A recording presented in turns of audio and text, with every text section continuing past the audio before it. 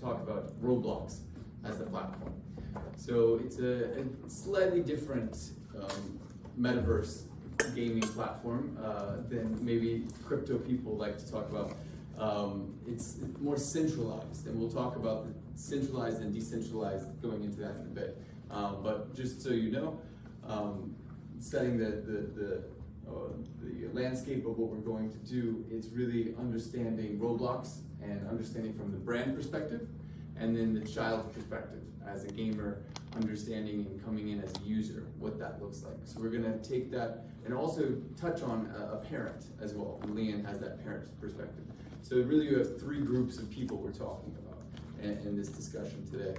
And the future of where that comes. So we're gonna talk about really the age group, ages 4 to 21, so slightly younger, really understanding and really, I mean, she has a 4 and a 9-year-old.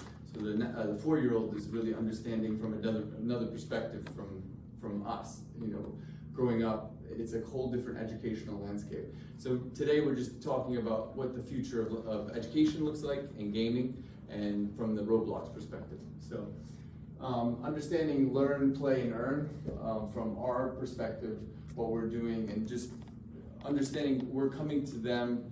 There's 50 million users daily on Roblox. We're trying to meet them at the point of their need.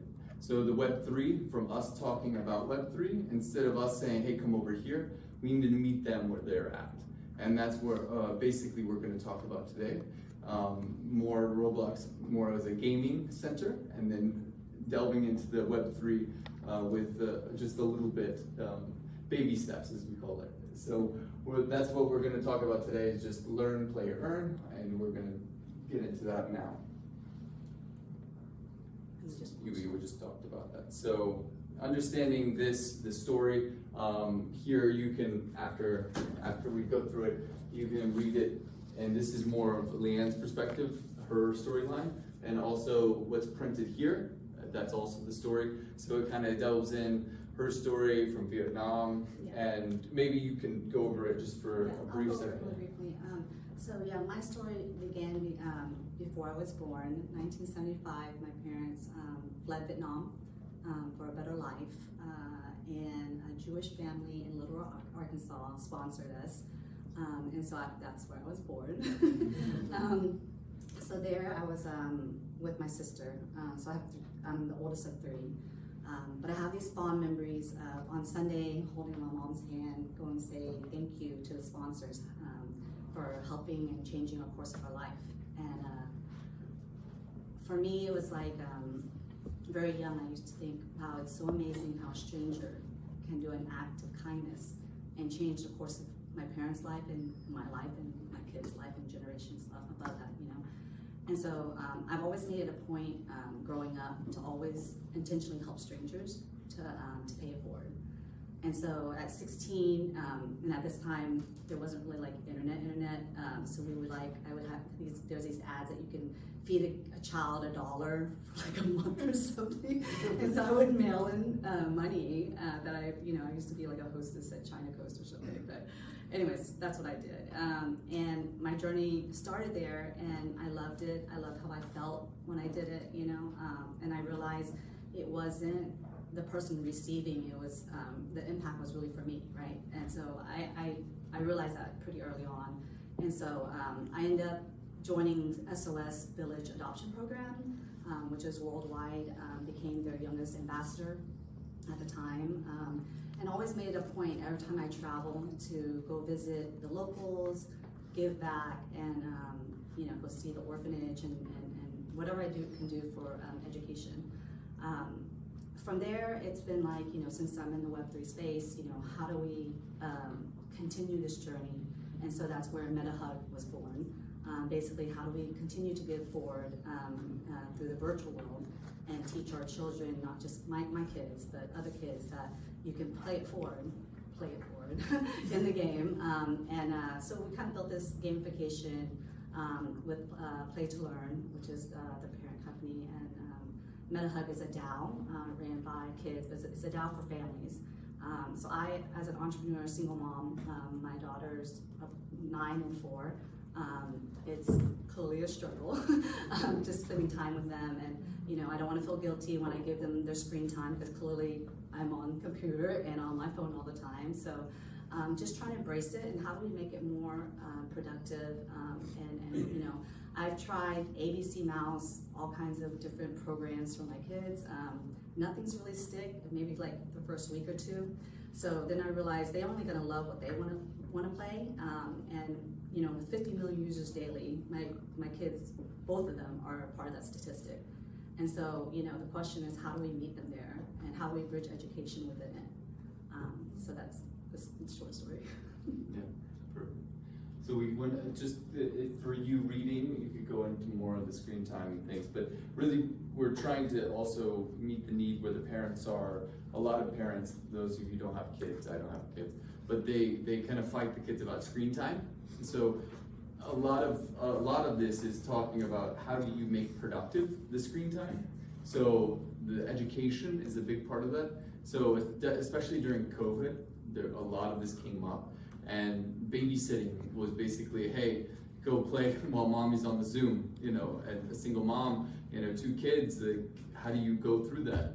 And so helping these moms, whatever the case, even if you're married, you need that. So how do you go through it with them and solve the need to that screen time? So we want to make productive that screen time, and that's really what we're delving into today, is how do you go into that. And understanding MetaHub. MetaHub will go into the difference between more the decentralized MetaHub and more the centralized play to learn. But MetaHub is really the act of understanding unconditional, uncircumstantial kindness transferred to a stranger. And so paying it forward. And we'll go into this later, talking about the social tokens and what that means is interoperable for loyalty systems. But imagine all of us collectively playing a game together in Roblox. We can earn social tokens just like Chuck E. Cheese, and all of us basically bring our tickets together, and then we're able to collectively buy Air Jordans for the kid that has cancer, just like you would at Chuck E. Cheese, and buy those tickets. So that's the beauty of MetaHub and the DAO, is the kids make the games and they play them together, and collectively they educate together.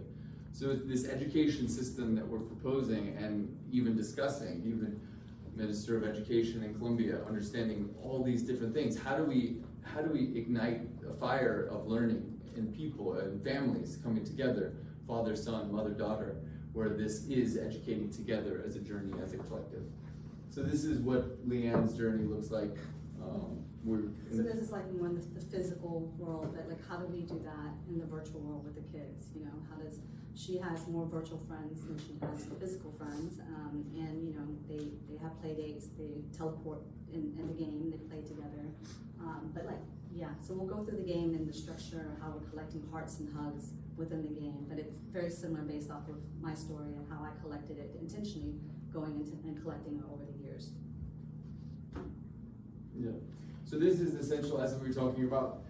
Similar to, just as an example, I don't know how much of you guys know Cardano, for example. We work extensively with them. So IOG, which used to be IOHK, they're a centralized company, and so they have Cardano. So Cardano Foundation is more the DAO, and that's more the decentralized side, right? So IOG would be creating the CBDC token for, let's say, a government and a centralized point of view. And then Cardano, as a decentralized token that you would buy, that is more like a DAO. So just so you know the parallels between the two, this is a centralized. So playtolearn.com is the centralized side. This is a brand. So the brand, just like a normal SaaS model coming from Silicon Valley, you would plug and play. So there's no plug and play model yet for Roblox for a brand. So coming in for a brand that needs to, just like onboarding into Facebook or Instagram or Snapchat, you need a solution for a brand. And so this is really understanding this background is for them, it's a plug and play.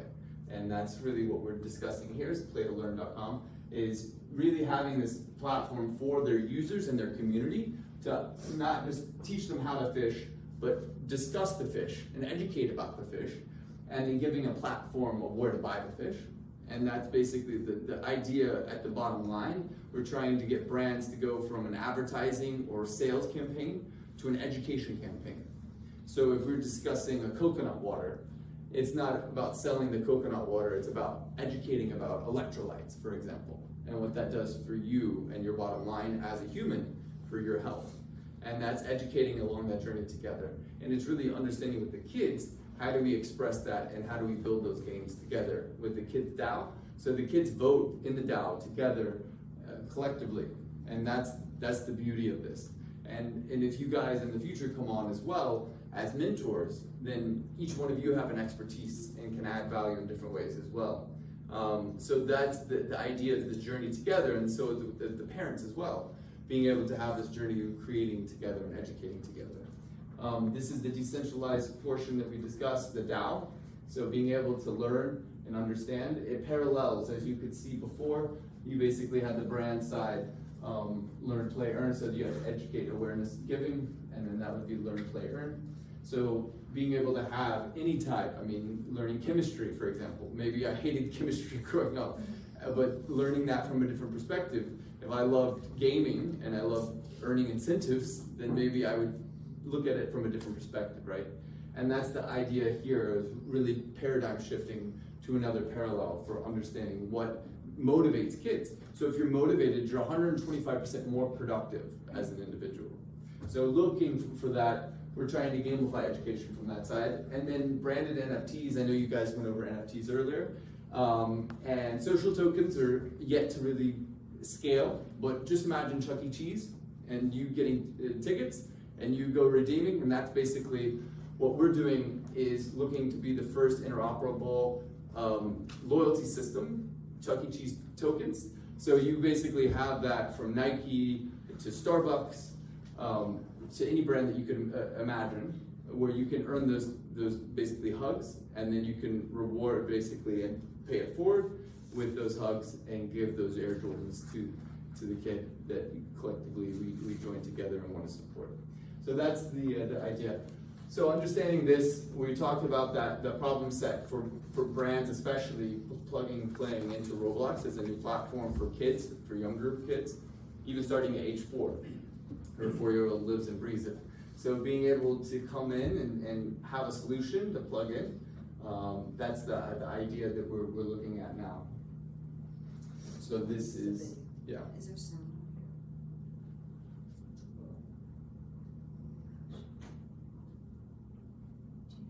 It should be if it's coming through the HDMI. It's coming from.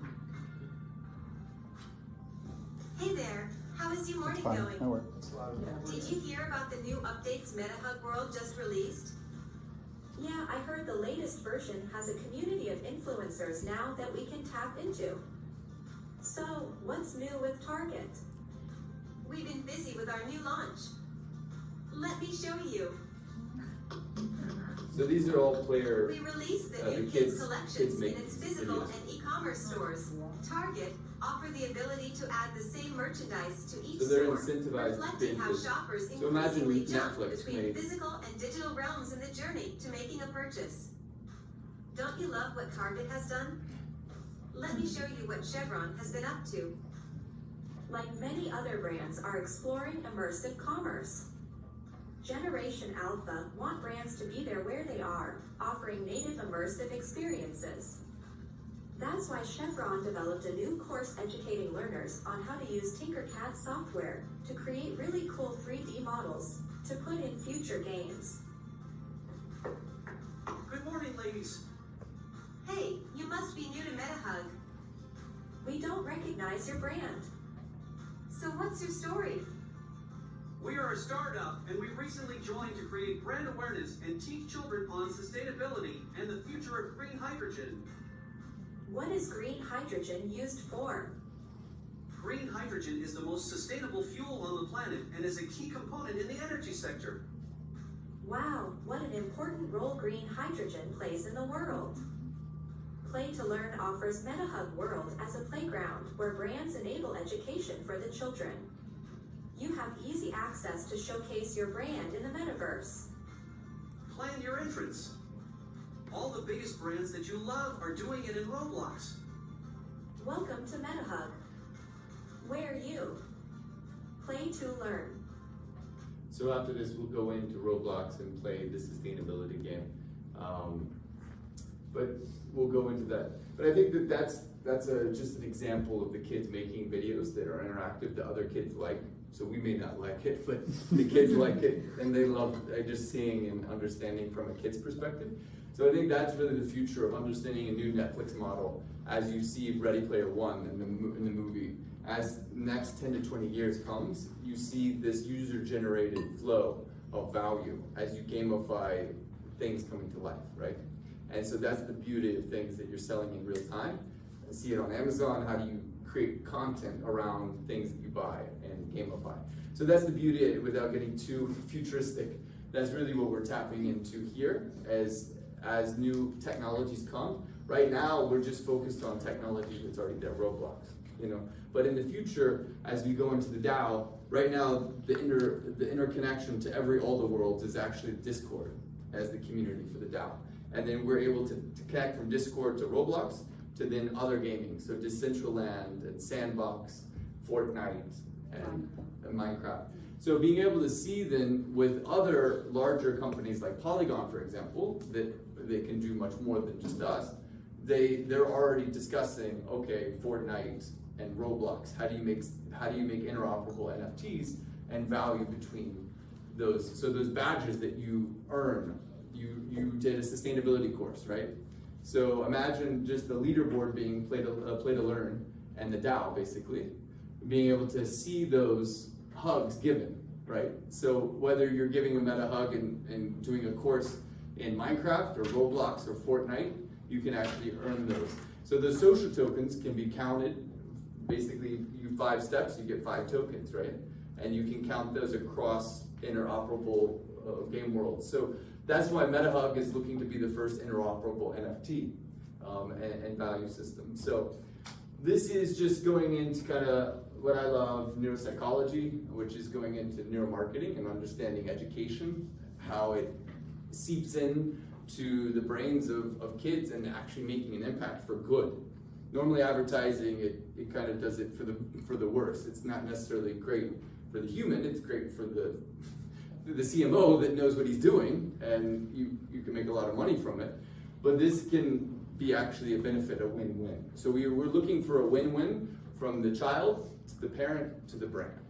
And going back to the electrolytes, how do we make it beneficial to everyone to understand that? You can go on the next.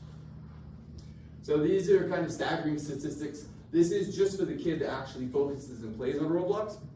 But as you can see, once you're hooked on it, you're hooked. And so once you're hooked, we're trying to make it productive to actually use that for good. So if the kid is hooked on it and that screen time is there, how are we making it productive to educate them in that?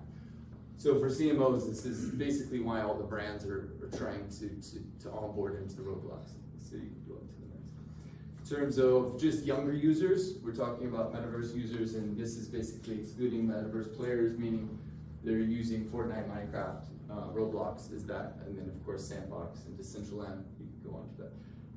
This is all online and here and then printed, so we don't have to go over that. But basically this is just money spent. It's pretty staggering. So instead of the brands and making something that's not as useful, if we can have more utility in the real world, being able to have something, if we're talking about, like we're gonna go into sustainability next and play the game that you saw, right? And if we're talking about supply chain, and Beyond Meat is doing a campaign with McDonald's. So that's something basically benefiting the world and talking about supply chain and Beyond Meat and sustainability. How do we drive traffic in the real world to pick up that breakfast burrito, for example, and actually get that and make that a utility? So those meta hugs, those tokens, you can go ahead. So the engagement, of course, is incredible, staggering. So how do we use that engagement of when it is social, basically talking about the social engagement, how do you make it about education and make that for good? So that's why we're looking to blaze the trail and create some new categories on this side. You can go. So this is an example of the different worlds as how they interact and understanding the different brands and the different worlds of more of an educational landscape. If you were to think about it as an educational landscape, it's not necessarily about the brands, it's about what they're learning, and the brands are cohabitating and learning alongside the kids and together with them. So this is the different examples of the different categories. You can move on. So understanding MetaHub together, and this is a lot of what the DAO is looking. It's really, we're saying it's age 6 to 20, but it's I mean, her child is 4 years old and she started at 3. So they can go all the way down to 4. So it's pretty staggering what they're doing to be able to start building. So looking at this for brands, just integrating this in a different way, what makes sense. Go ahead. So engagement, again, really understanding the engagement, what that looks like in the education of the classroom, the Zoom, what COVID did, kind of proved the model. It just kind of accelerated everything.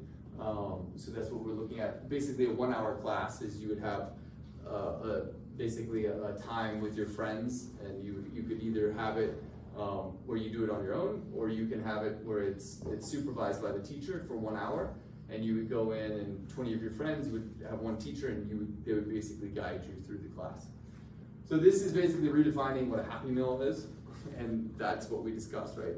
So like Beyond Meat and McDonald's do something sustainability, teach sustainability. That's redefining what this physical, digital world is. So again, we'll go into this. We maybe at the end of if we have time, show a video of the Metapods. What we did at South by Southwest, we have also another product, basically a 40-foot container that actually helps onboard into the metaverse world. So we're basically connecting the physical and non-physical, and it's pretty cool. So basically connecting those real-world items. So if you have a digital pair of shoe of Nike, you can onboard that and what that looks like to connect the two. So this is just an example of just to go into a DAO because you're learning about Web3. This is the DAO structure. And so from this perspective, understanding each side and how it's structured, the members, the advisors. So you guys would come under the advisor side if you came on and helped, and maybe an hour a month, etc.